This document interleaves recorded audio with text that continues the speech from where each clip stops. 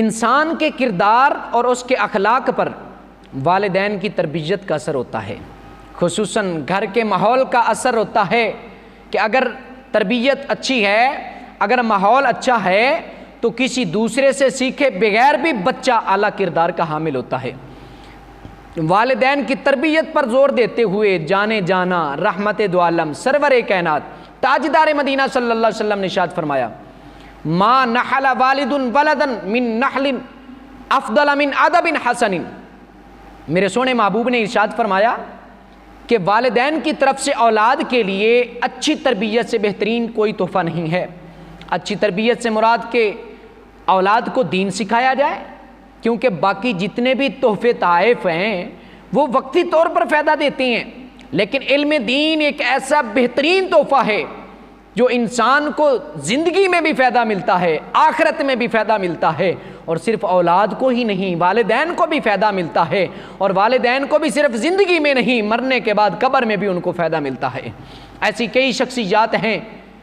کہ جن کے اندر یہ ساری چیزیں پائی جاتی ہیں۔ ان میں سے ایک شخصیت شہزادہ امام حسین حضرت سیدنا امام زین العابدین رضی اللہ تعالیٰ عنہما کی ذات پاک ہے کہ آپ اپنے نانا جان امام الانبیاء صلی اللہ علیہ وسلم کے حسین اخلاق کے اور اپنے دادا جان حضرت علی المرتضیٰ شیر خدا رضی اللہ تعالیٰ عنہ کی طاقت کے اور اپنے تایا جان حضرت امام حسن مجتبی رضی اللہ تعالیٰ عنہ کی سیادت کے اور آپ اپنے بابا جان امام علی مقام حضرت سیدنا امام حسین رضی اللہ تعالیٰ عنہ کی جرت کے آپ وارث ہیں۔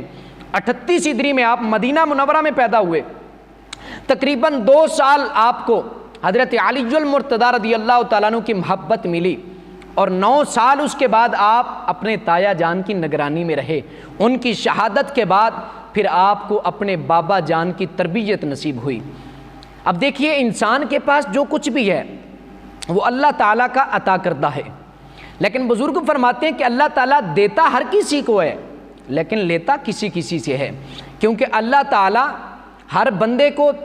توفیق نہیں دیتا کہ وہ اس کے راستے میں خرچ کرے، یہ ہر ایک کو توفیق نصیب نہیں ہوتی۔ قیامت والے دن جب کسی چیز کا سایہ نہیں ہوگا، عرش الہی کا جب سایہ ہوگا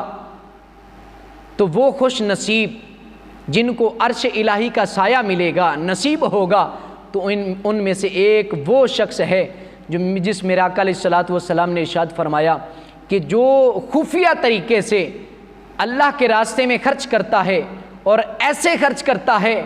کہ بائیں ہاتھ کو پتہ نہیں چلتا کہ دائیں ہاتھ نے کیا خرچ کیا ہے۔ تو اگر ایسا طریقہ اگر سیکھنا ہے،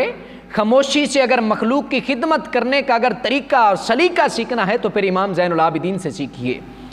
امام زین العابدین کے سیرت نگاروں نے لکھا ہے کہ مدینہ منورہ کے اندر سینکڑوں ایسے گھر تھے جو مستحق تھے اور ان کو اخراجات ملتے تھے،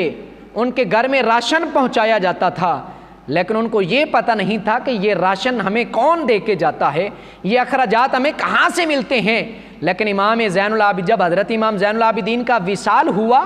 تو آپ کے وصال کے چند دن کے بعد جب راشن کا سلسلہ بند ہو گیا، جب ان اخراجات کا سلسلہ بند ہو گیا تو پھر ان لوگوں کو پتہ چلا کہ وہ ہستی کوئی اور نہیں ہے، وہ امام زین العابدین ہیں جو لوگوں تک راشن پہنچا کے آیا کرتے تھے۔ اور جب آپ کو غسل دیا گیا تو آپ کے کندھوں پہ نشان تھے،